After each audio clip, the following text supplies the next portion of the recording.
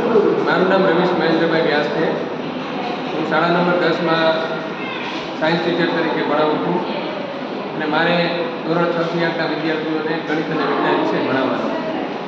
આજરોજ જે કાર્યક્રમ આયોજન કરવામાં આવ્યું છે, કાર્યક્રમના આયોજન દરમિયાન સવારના નાસ્તાથી લઈ અને રાત્રિની ઊંઘ સુધીનું સમગ્ર દિનચર્યાનું સરસ મજાનું એક પીપીટી રજૂ થયું અને જેના દ્વારા મને અને મારા દ્વારા મારા વિદ્યાર્થીઓને આનું જ્ઞાન સંપૂર્ણપણે મળે એના માટે હું પ્રયત્નશીલ રહીશ.